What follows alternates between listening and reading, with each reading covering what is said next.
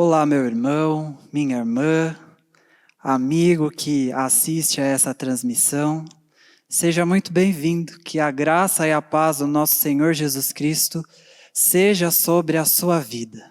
Nós louvamos ao Senhor por essa oportunidade de estarmos aqui reunidos para aprendermos mais da sua santa e bendita palavra. E nós daremos início a esse tempo de estudo na nossa escola bíblica, fazendo a leitura do Salmo de número 119, os versos de 65 a 72.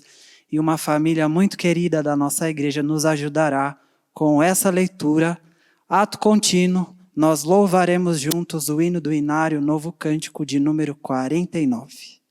Bom dia, irmãos. Espero que estejam todos bem. Nós estamos, né? E estamos bem, estamos com saudade também de estarmos juntos aos domingos, de encontrar com os irmãos.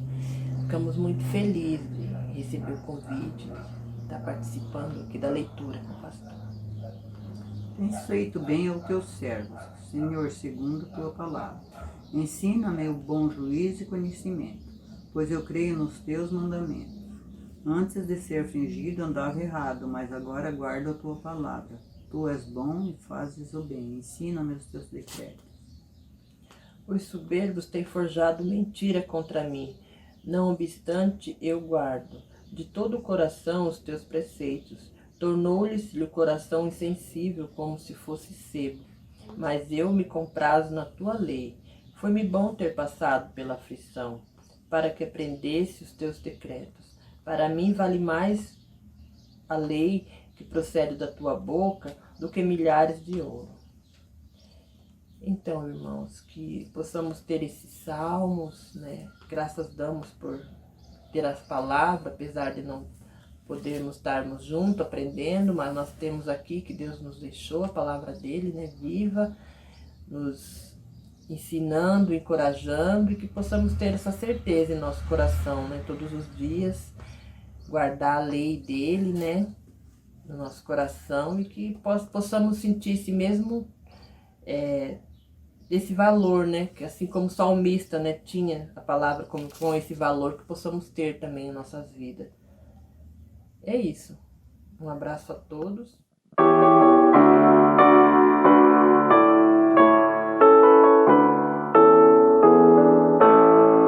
Sempre vencendo, muito vitorioso, Cristo Jesus, o Senhor.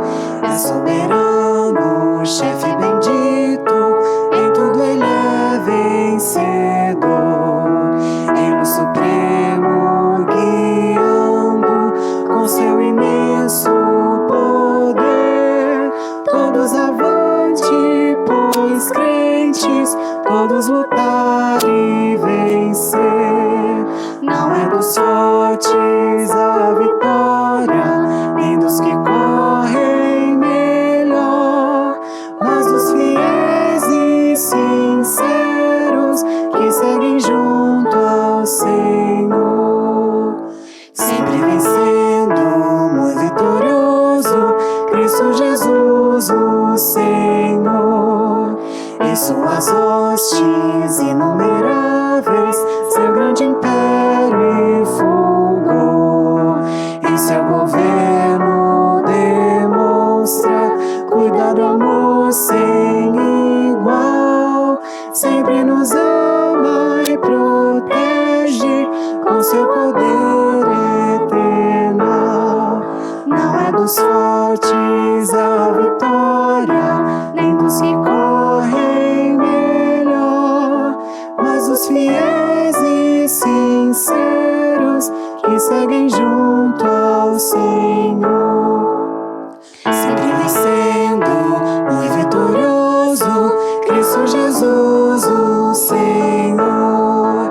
Reis e vassalos, servos e chefes, querem também seu favor. Senhor, desejo e te imploro que me permitas lutar sempre ao teu lado, invencível, até meus dias findar. Não é dos fortes a vitória, nem dos que correm nela, mas os fiéis e sinceros que seguem junto ao Senhor. O tema da nossa conversa hoje é aos que perderam a alegria. Aos que perderam a alegria. Eu quero conversar com você, quero considerar nessa oportunidade o que a Bíblia ensina sobre alegria. É desejo de Deus que o seu povo seja alegre. Nós encontramos no Novo Testamento aquela conhecida recomendação. Recomendação não, ordem. Alegrai-vos no Senhor. Filipenses capítulo 4, versículo 4. A alegria no Senhor é alvo de diversos estímulos bíblicos. Por exemplo, no livro dos Salmos, no Salmo 126, verso 3, nós somos convidados a nos alegrar porque grandes coisas fez o Senhor por nós. O Salmo 118, versículo 24, nos convida a nos alegrarmos pelo dia que o Senhor fez.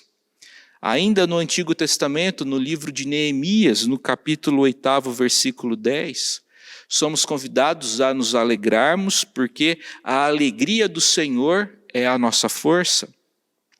A verdadeira alegria é um dos nossos grandes privilégios e também um dos grandes desafios da vida cristã, visto que não poucas vezes o descontentamento e a insatisfação querem subtrair ou comprometer a nossa alegria.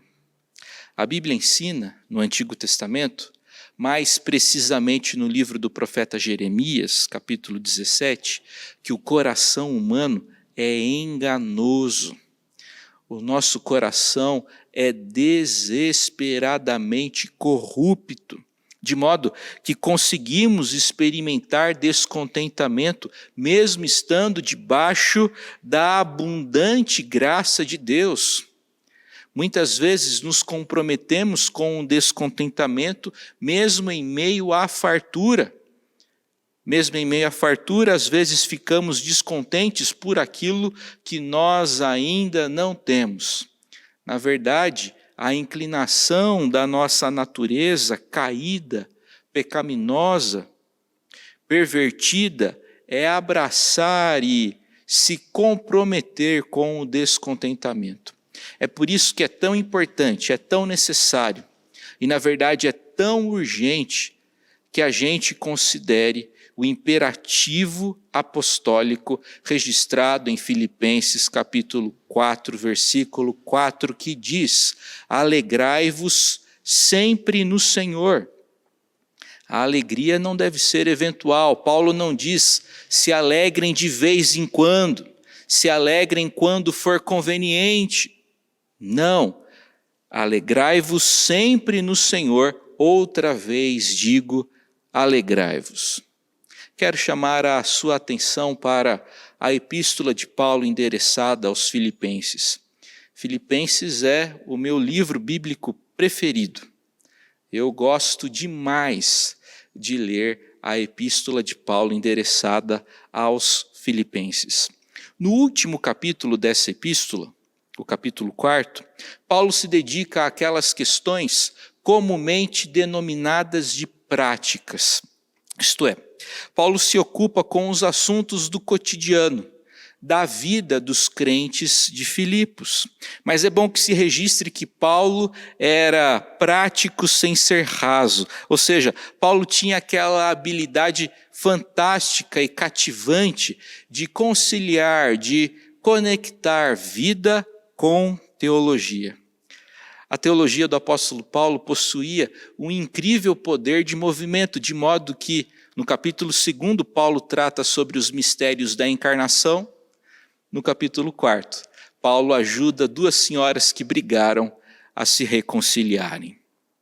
Eu quero destacar algumas lições que nós podemos e que nós devemos aprender com esse famoso texto do Novo Testamento, Filipenses 4:4. A primeira lição que eu gostaria de dividir com você nessa oportunidade é que a alegria na vida cristã não é uma opção, mas um mandamento. Isso mesmo, você me entendeu corretamente. A alegria não é uma opção, antes é um mandamento. O Evangelho traz a alegria. O reino de Deus é cheio de alegria. Um dos aspectos do fruto do Espírito, de acordo com Gálatas, é alegria. E a ordem de Deus para a sua igreja é alegrai-vos. O mandamento da alegria está presente em toda a Escritura. Por exemplo, nos livros da lei, no Pentateuco, especialmente no livro de Deuteronômio, encontramos o mandamento da alegria em Deuteronômio 16:11, que diz: alegrar-te-ás perante o Senhor teu Deus, tu e o teu filho e a tua filha e o teu servo, e a lista prossegue.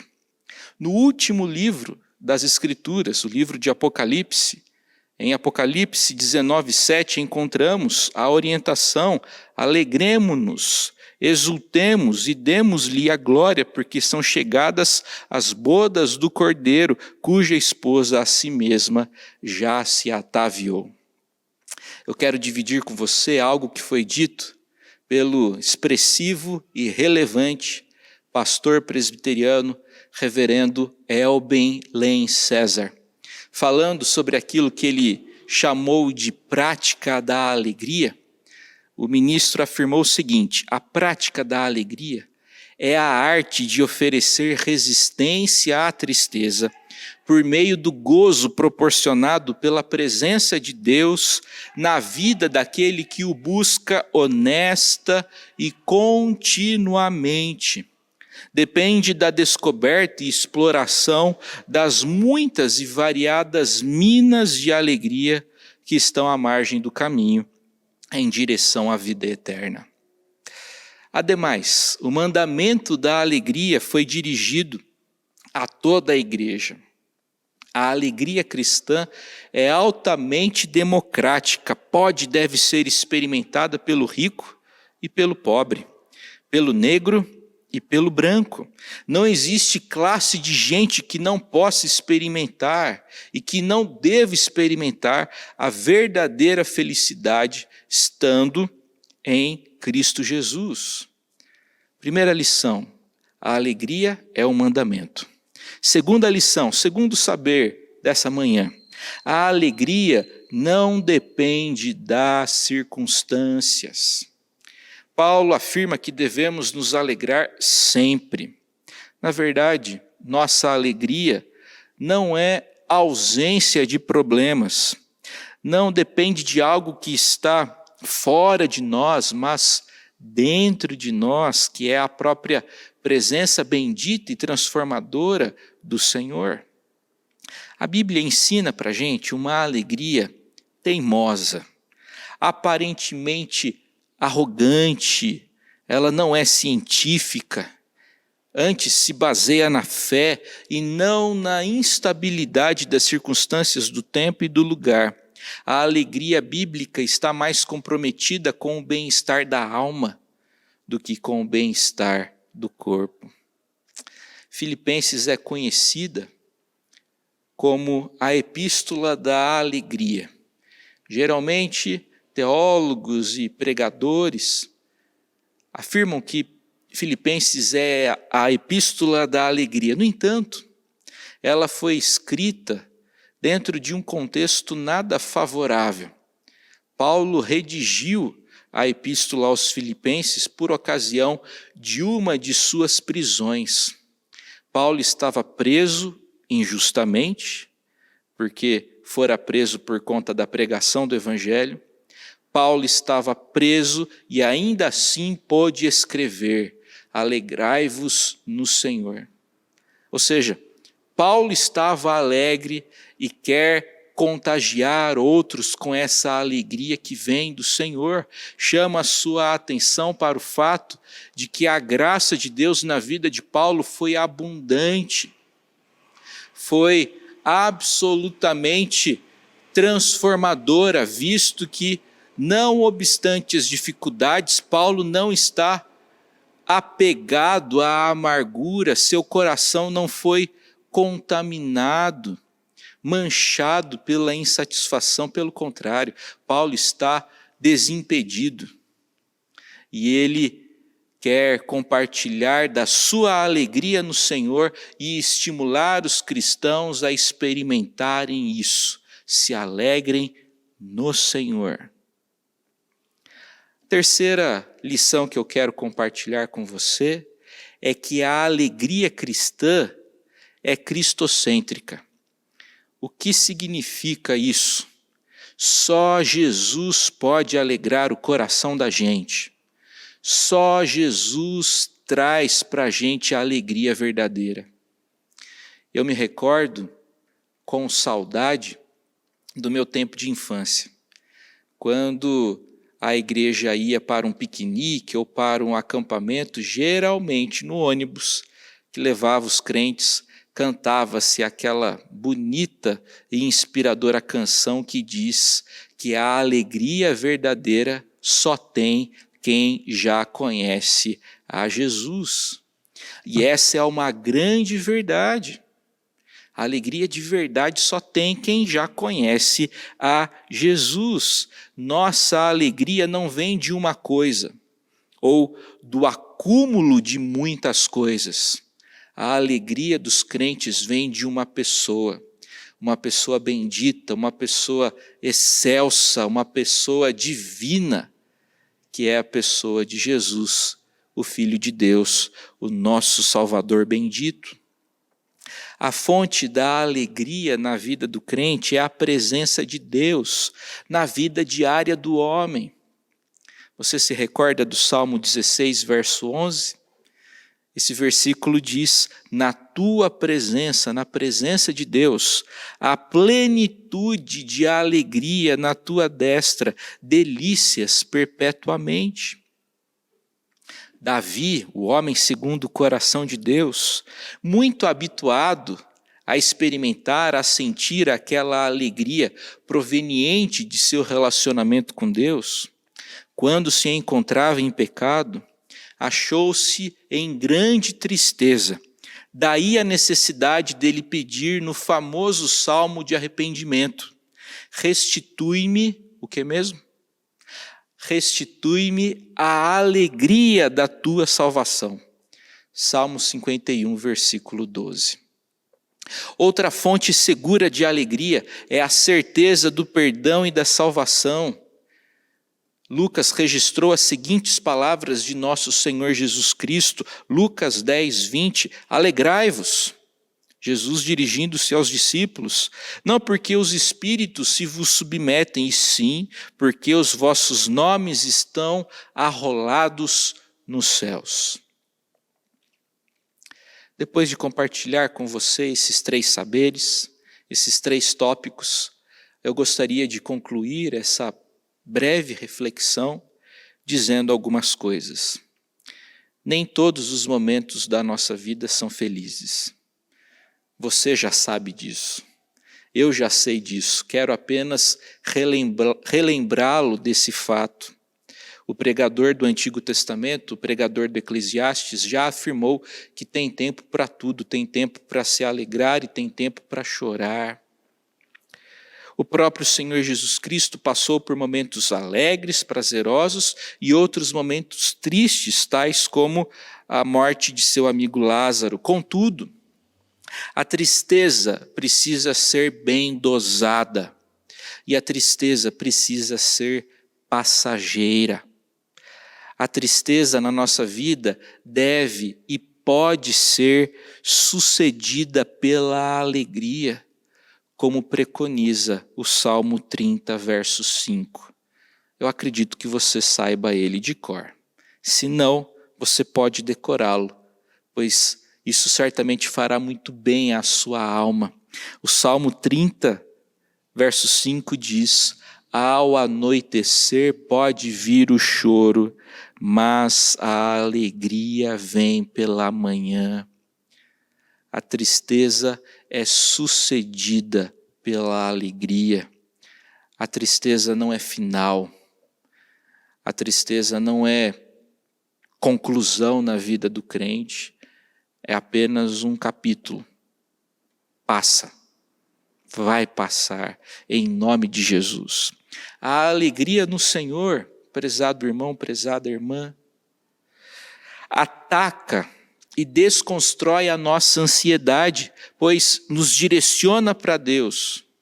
A alegria no Senhor direciona as expectativas do nosso coração para Deus e faz a nossa alma repousar. A alegria no Senhor traz sossego e quietude à nossa alma, de modo que, à medida que eu creio, vejo a alegria no Senhor ir combatendo a minha ansiedade e essa alegria me dá descanso e esperança. Que seja assim na sua vida, em nome de Jesus. Eu quero orar com você, quero orar por você. Pai querido, nós te agradecemos por esse tempo de meditação. Ó Pai, precisamos experimentar dessa alegria que só o Senhor pode dar. Ó Deus, nos abençoe, nos dê graça, no sentido de sermos alegrados por Ti mesmo. Ó Pai, nos visite nesse momento, trazendo alegria e contentamento ao nosso coração. Ó Pai, não queremos ser esmagados, prejudicados pela insatisfação e pela amargura. Pelo contrário, que a nossa alma esteja desimpedida e desembaraçada da insatisfação para experimentar um relacionamento profundo e íntimo com o Senhor. Ó Pai, nos visita e transforma o nosso viver. É a nossa oração e nós a fazemos no nome poderoso e doce do nosso Senhor e Salvador Jesus Cristo. Amém.